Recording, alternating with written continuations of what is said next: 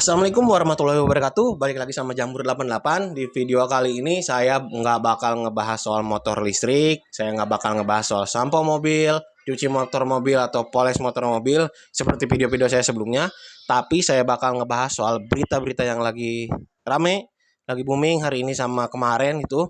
Soal obat sirup untuk anak yang disinyalir pemicu gagal ginjal akut kepada anak ya.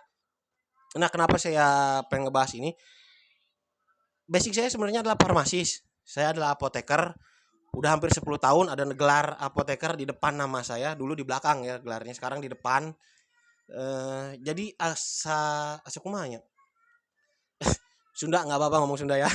Saya emang orang Sunda agak susah ngelepas ini kalau Sunda sama Indonesia bisa campur. Wah, jadi asa gimana gitu ya. Soalnya saya banyak ngelihat di TikTok, di IG, di YouTube, di Facebook, banyak kabar-kabar yang aneh, banyak kabar-kabar yang saya bilang hoax kayak gitu. Soalnya apa gimana ya? Malah bikin kita misalnya saya pakai bahasa awam, saya pakai bahasa sehari-hari, nggak bakal pakai bahasa teknis obat-obatan kesehatan kayak gitu yang ngejelimet lah. Saya bakal bahasa bahasa yang gampang dimengerti ya. Soalnya banyak berita-berita yang seliweran FFP yang kayak gitulah, banyak up statusnya orang-orang yang malah bikin kita parno gitu. Obat nih sampai ada yang daftar-daftar list-list obat-obatan, list-list obat yang ditarik sama BPOM, Kemenkes yang memicu penyebab gagal ginjal kayak gitu. Atulah. Jadi malah bikin parno gitu sebenarnya. Enggak, maksudnya gini loh. Sebenarnya yang sepengetahuan saya, mohon koreksi kalau misalnya teman-teman lebih tahu dari saya. Sepengetahuan saya dari pihak Kemenkes, dari BPOM belum ngeluarin pernyataan resmi obat-obat apa aja yang jadi pemicu si gagal ginjal pada anak di Indonesia ini gitu. Belum ada resmi keluar obat-obatnya apa aja gitu. Kalaupun udah ada, itu mungkin apa ya? Nggak secepat, mungkin secepat misalnya harus ada pengujian klinik kayak gitulah di labnya. Dari itu pun obatnya juga kan nggak satu dua gitu yang beredar di Indonesia, obat sirup kayak gitu. Jadi atuh, stop, jangan bikin parno gitu. Saya juga ngerasa apa ya, saya juga orang tua, punya anak dua. Anak saya lagi sakit kemarin, alhamdulillah udah agak mendingan, udah baik. Kemarin juga saya kasih obat sirup, tapi dengan catatan dosisnya teratur, jam pemakaian, bukan jam pemakaian, jam pemberiannya tepat, dan alhamdulillah sehat gitu, nggak apa-apa. Nah, balik lagi, Kemenkes itu yang sepengetahuan saya baru menyarankan, baru memberitahu untuk stop dulu nih penyaluran atau penjualan obat-obat yang berbentuk sirup, khususnya untuk anak-anak ya. Kalau bisa pakai obat-obat yang berbentuk tablet ataupun puyer yang diracik ulang. Nah, itu kenapa? Karena Kemenkes sama BPOM itu ya nanti maaf lagi sama anak saya soalnya. Nah, nah Kemenkes dan BPOM itu mereka masih meneliti gitu, masih dicek uji lab dari berbagai pihak, dari pabrikan obatnya, dari segala macam apa aja kandungan-kandungan obat-obat itu banyak loh, nggak satu dua, sebenarnya ratusan juga bisa. Jadi butuh waktu. Jadi sebagai langkah antisipasi, BPOM dan Kemenkes itu menyarankan untuk jangan dijual dulu. Soalnya apa? Buat hati-hati kita gitu.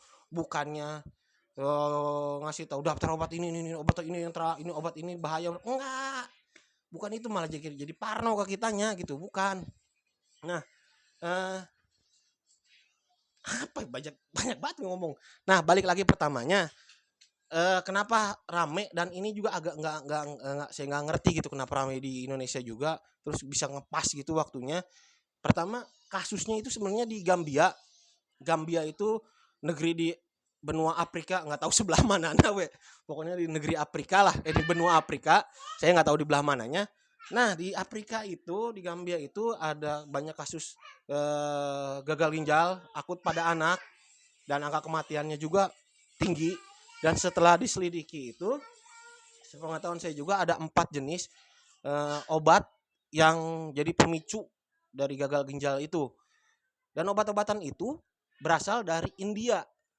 Nah, di ini berdasarkan penelitian itu di obat-obatan itu ditemukan ada 2 zat yang paling berperan penting buat kegagal ginjal itu penyakitnya, yaitu dietilen glikol sama etilen glikol. Itu penyebab gagal ginjal yang di sana di Gambia. Dan apa ya? 2 zat yang saya kasih tahu tadi itu DG sama EG itu sebenarnya bukan obat. Yang obatnya itu zat aktifnya itu saya tahu paracetamol ya, di sana paracetamol dulu. Paracetamol itu zat yang paling aman yang buat apa ya, obat yang paling aman buat anak dipakai anak-anak dari bayi sampai orang tua juga, tapi dengan catatan dosisnya yang tepat. Jangan terlalu overdosis. Nah, yang jadi masalah itu adalah dia itu terkontaminasi gitu. Paracetamol itu nggak larut sama air. Jadi yang namanya sirup itu kan harus ada zat aktif, garis besarnya ya. Ada zat aktifnya, ada obatnya, sama pelarutnya. Nah, biasanya pelarut yang dipakai itu kalau nggak air, alkohol. Secara umum ya, secara umum alkohol pun bukan yang alkohol yang buat antiseptik tangan kayak gitu, enggak. Alkoholnya alkohol yang etanol yang bisa di food grade, alkohol food grade aja pokoknya. Bahasanya bahasa awam aja ya saya pakai. Nah, si pelarut itu biasanya ya pelarut itu pakai antara 2 itu biasanya, tapi ada juga pakai pelarut-pelarut yang lain yang aman dengan kadar dosis yang sudah sesuai lah yang sudah ini. Nah, jadi si pelarutnya paracetamol itu obat itu dipakainya itu etilen glikol sama di etilen glikol itu pakai itu nggak tahu gimana lah ceritanya, pokoknya terkontaminasi itu yang nyebabinnya gitu. Nah, untuk obat-obatan yang di Indonesia, obat-obatan dari India itu yang 4 itu nggak ada di Indonesia, itu nggak ada berdasarkan rilis resmi dari BPOM sama Kemenkes. Kalau nggak salah koreksi lagi. Di Indonesia itu nggak ada obat-obatan yang dipakai di Gambia dari India itu nggak ada. Dari bahan bakunya, dari obatnya juga, dari merek obatnya di Indonesia itu nggak ada. Jadi anehnya di Indonesia malah ramai juga gitu penyakit gagal ginjal. Entah kenapa gitu, saya juga nggak tahu kenapa gitu.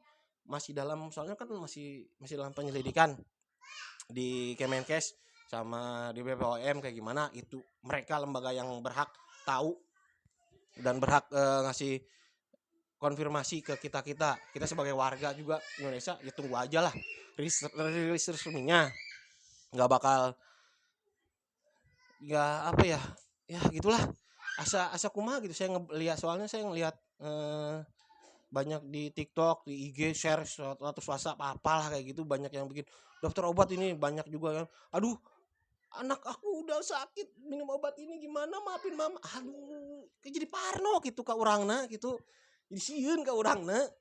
Jadi atuh please lah, kalau misalnya mau cari informasi tentang obat, tentang apa-apa, cari ke ahlinya, ke apoteker, ke dokter tentang penyakit. Jangan percaya di medsos, nggak ada pertanggungjawabannya gitu. Cik atuh ada handphone smart, tapi kita juga harus smart gitu ya. Jadi parno gitu, banyak yang ini juga jadi parno, emak-emak, ibu-ibu. Aduh, baca berita resminya dulu kalau mau itu, jangan ngambil kesimpulan sepihak. Jadi mungkin video saya pertama gini aja, kepanjangan ngomong ngacak lebar kayak gini malah. Udahlah, pokoknya mah gitu, jangan termakan sama isu hoax yang ada di medsos itu. Percaya aja sama dari BPOM sama Kemenkes, nanti pasti ada rilisnya lah. Kalau mau melihat berita yang resmi itu di apa ya, di kanal berita TV yang bener-bener yang udah kredibel kayak gitu. Jangan di medsos kayak gitu. Itu pertanggungjawabannya susah gitu.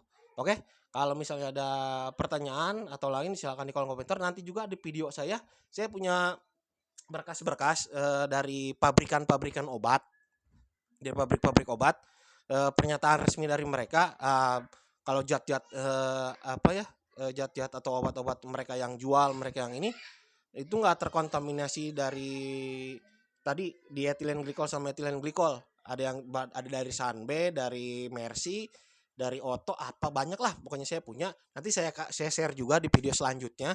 Jadi tetap tunggu video saya selanjutnya. Oke, terima kasih. Assalamualaikum warahmatullahi wabarakatuh.